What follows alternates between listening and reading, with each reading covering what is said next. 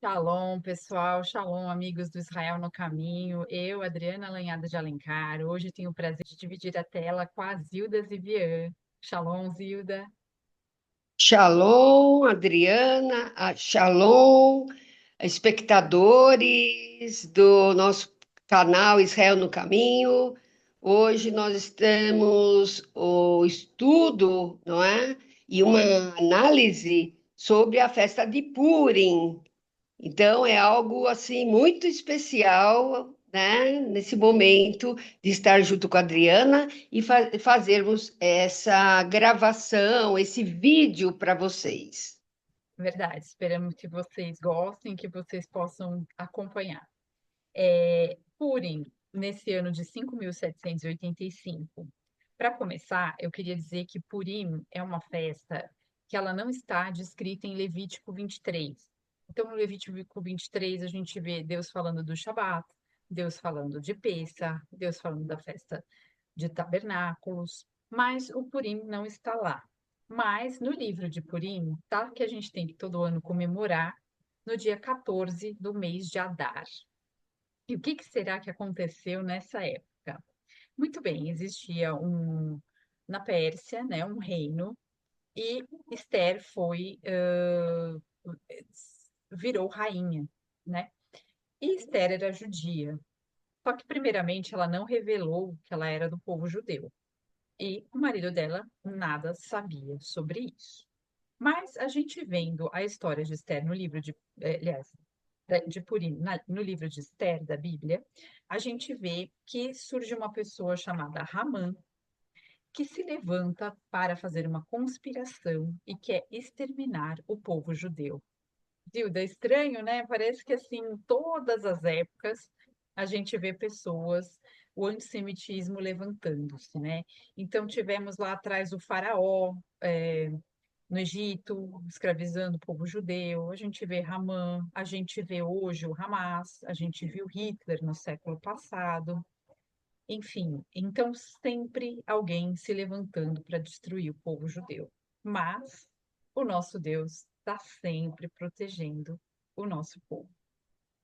Então, Mordecai, que era primo de Esther, ele percebeu esse levante de Ramã e chamou Esther e contou o que estava acontecendo. E achei bem interessante a atitude de Esther. Em Esther 4, versículo 16, a Esther fala o seguinte: vá reunir todos os judeus que estão em Suzã e jejuem em meu favor. Não comam nem bebam durante 3 dias e 3 noites. Eu e minhas criadas jejuaremos como vocês. Depois disso, irei ao rei, ainda que seja contra a lei. Se eu tiver que morrer, morrerei. Então, ela deu um passo aí, pediu para todos jejuarem e orarem, né? Então, tem muitos momentos na nossa vida que a gente vai ter uma dificuldade e é muito importante a gente orar e é importante jejuar também, porque as duas ferramentas juntas são importantes e fortaleceram a Esther espiritualmente para chegar na frente do rei, contar tudo o que estava acontecendo e o rei abrir os seus olhos e salvar o povo daquele decreto absurdo que iria exterminá-los, não é mesmo? E o interessante também que eu achei é que há algumas analogias. Então, por exemplo, Esther pediu 3 dias de jejum e oração. Jonas ficou 3 dias na barriga do peixe. Aquela questão em Nínive, né? No livro de Jonas a gente vê isso. E também a gente vê Yeshua morrendo numa sexta-feira e ressuscitando num domingo, né? Então são 3 dias aí para que daí ele ressuscitasse. A gente vê essas analogias e quão belo é o desfecho que Deus dá para tudo, né? Então a gente vai ver que também Israel vai ter êxito nessas guerras que estamos sofrendo atualmente, né, Zilda? Passo a palavra para você, então, falar um pouquinho aí do nosso Purim. Esther, né? Esse livro, ele é muito importante, né? Para ser mais estudado, mais aprofundado, não é? Nós não temos tempo aqui o suficiente, mas quanto mais a gente lê Esther, né, na, na palavra, né, quando a gente também aprofunda o estudo, a gente vê como Deus ama o seu povo, né?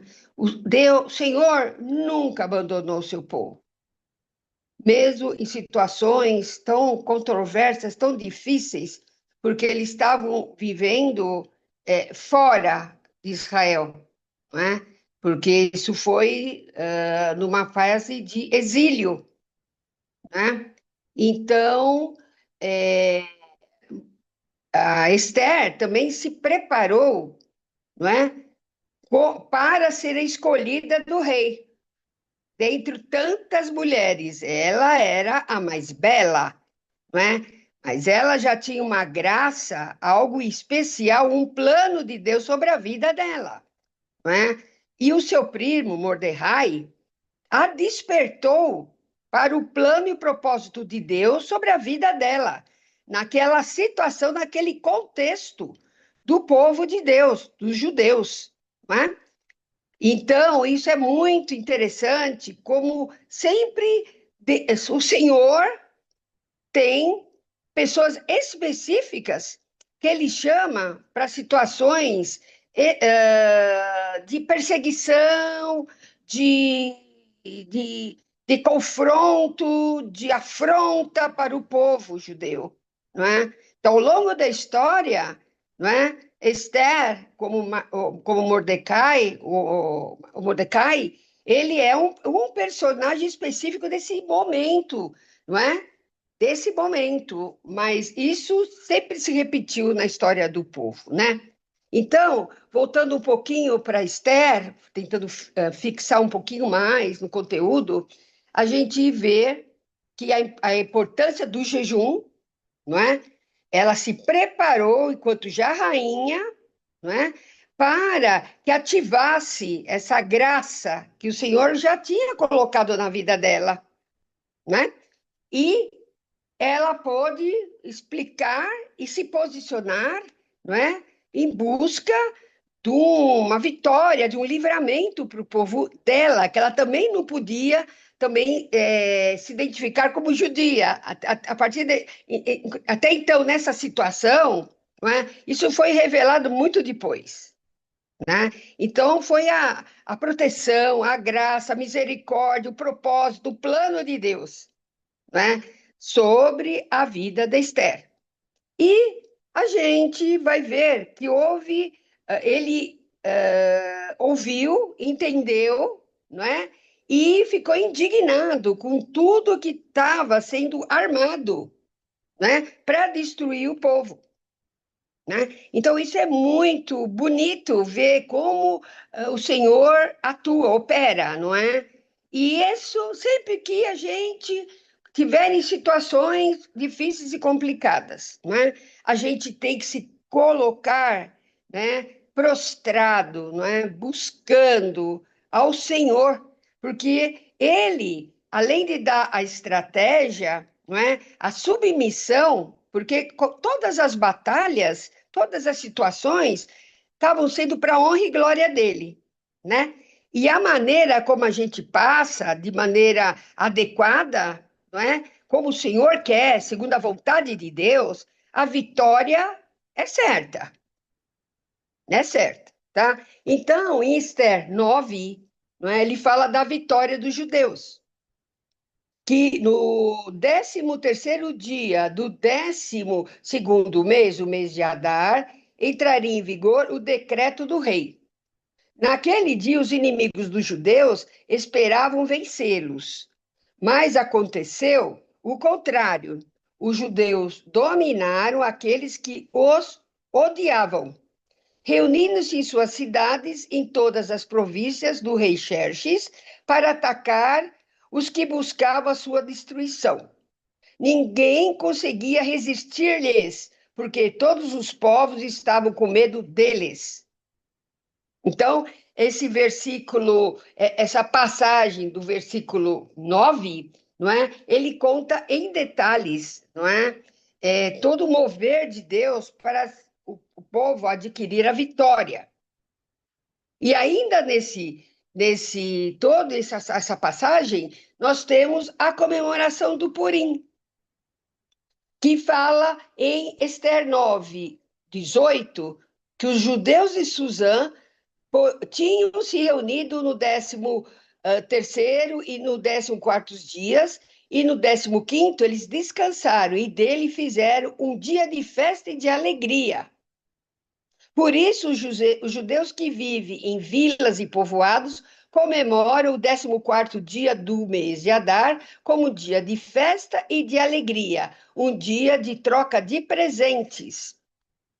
Então, é, é até o trecho que eu estava conversando com a Adriana, que no 24 fala: Pois Amã, o filho do Agagita, Amedate, inimigo de todos os judeus, tinha tramado contra eles para destruí-los e tinha lançado o pur, isto é, a sorte para a ruína e destruição deles. Mas quando isso chegou ao conhecimento do rei, ele deu ordens escritas para o plano maligno de Amã contra os judeus se voltasse contra a sua própria cabeça, e para que ele e seus filhos fossem enforcados. Tremendo, né?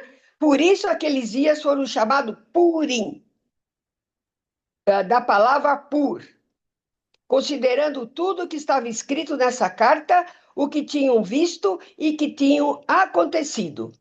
No 27, os judeus decidiram estabelecer os costumes que eles e seus descendentes e todos que se tornassem judeus não deixariam de comemorar anualmente esses 2 dias de forma prescrita e na data certa. Que lindo, Exatamente. que tremendo. Por isso que a gente Que comemora todo ano. considerações? Quais são suas considerações Ah, sobre o que eu acabei lendo e está conversando aqui? Vamos, o que você é poderia falar mais? eu acho que é muito lindo o que Deus fez, né? Esse desfecho de que o que a Amã intentou contra o povo acabou virando contra ele próprio e a família dele, né? Então, Deus libertando o povo, e como em outras ocasiões da Bíblia a gente também pode ver. Então, glórias a Deus por isso. E a hora então de comemorar, nos lembrando de tudo isso e sabendo que o nosso Deus vai à nossa frente, nos protege e nos dirige. Então, vamos buscá-lo e buscá-lo com alegria, né?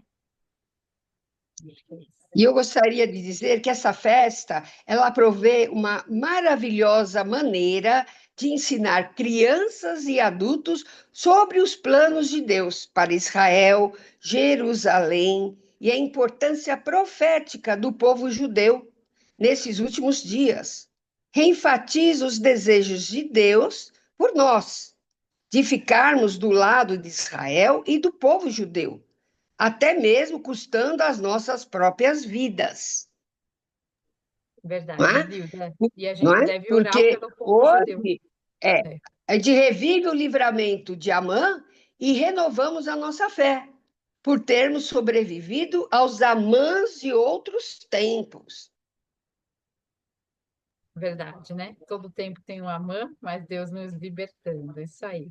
Então, acho que isso é um convite para que a gente continue orando por Israel, porque isso também está na palavra, né? Para a gente orar por Israel e, e vamos continuar nesse sentido, né? Muito obrigada aí pela sua audiência, obrigada, Zilda, e um Hag Purim Sameach para todos. Shalom, shalom. Purim também é para todos vocês também. E Shalom.